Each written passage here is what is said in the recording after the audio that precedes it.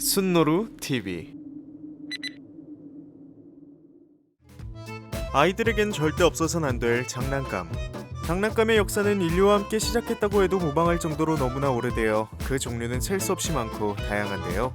하지만 기술이 발전하면서 가까운 과거의 몇몇 장난감들은 기술과 과학의 위험성을 고려하지 못한 채 설계돼서 그리 멀지 않은 과거에 실제로 판매되었고, 그로 인해 많은 아이들이 피를 봤던 위험한 장난감들에 대해 알아보겠습니다. 5위, 파워마이트 장난감 도구 세트. 1969년 출시된 파워마이트 장난감 도구 세트는 아이들이 무언가를 만드는 것에 강한 충동을 느낀다는 점을 노려 만들어진 장난감인데요.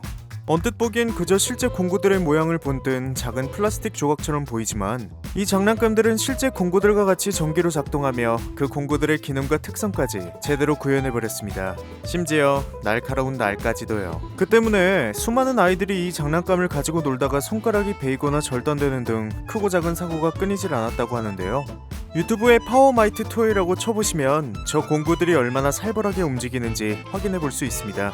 분명히 장난감인데 왜 소우에 나오는 고문 도구들이 떠오르는 걸까요? 4위, 오스틴 매직 피스톨. 1950년도에 출시된 오스틴 매직 피스톨은 왠지 미래적이며 우주적인 느낌까지 나는 모양의 총입니다. 크기도 앙증맞고 탄환도 탁구공같이 생겨서 별로 위험해 보이진 않는데요. 하지만 이 총을 가까이서 맞았다간 무사하진 못할 겁니다. 이 총은 단순히 공기를 압축해서 탄환을 발사하는 것이 아닌 탄화칼슘과 물을 섞어서 일어나는 화학 반응으로 발사되는 원리를 가졌는데요. 그 때문에 방아쇠를 당기는 순간 엄청난 불꽃과 소리가 나면서 탄환이 발사되었죠. 그 파괴력은 폭동진압용 산탄총과 비슷하다고 하네요.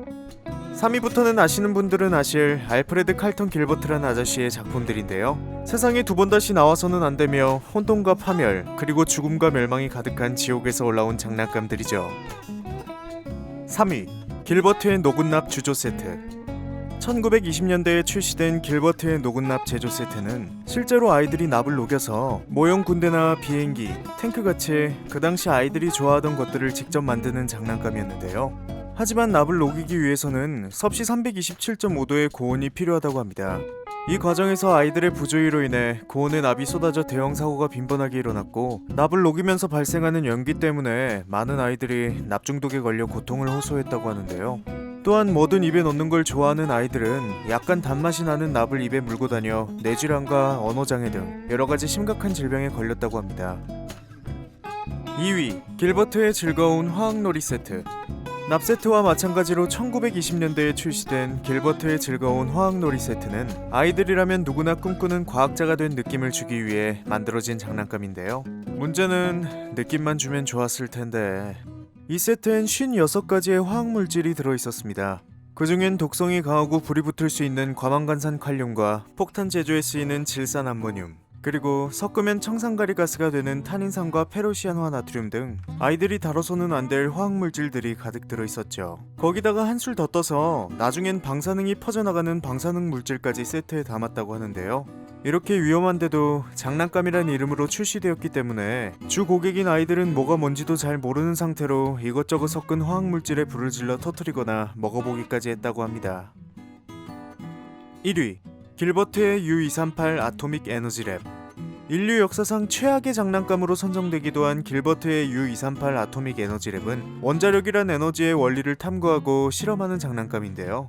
1950년대에 출시된 이 장난감에는 앞서 말씀드린 화학 세트에 포함된 맹독성 물질들보다 25만 배 해로운 폴로늄을 포함한 우라늄 광물 4종류와 방사능을 측정할 수 있는 가이거 개수기가 들어있었습니다. 아이들은 이 장난감을 이용해 감마선이 빛나는 체렌코프 현상을 관찰할 수 있었으며, 직접 방사선 물질을 기구에 집어넣은 뒤 뿜어져 나오는 방사능 양을 측정할 수 있었는데요. 아무런 보호 장비도 없이 이런 모습으로 말이죠. 결국 이 장난감을 가지고 놀던 아이들은 방사능에 피폭되어 급성 백혈병에 걸리기까지 했습니다. 심지어 광물을 입에 물고 있다가 삼켜서 내부 피폭으로 사망하는 경우도 있었다고 하는데요. 불행 중 다행으로 출고가가 너무나 높은 가격이었기 때문에 5,000개 미만으로 팔렸으며 출시된 지 2년 만에 판매가 중지되었다고 하네요.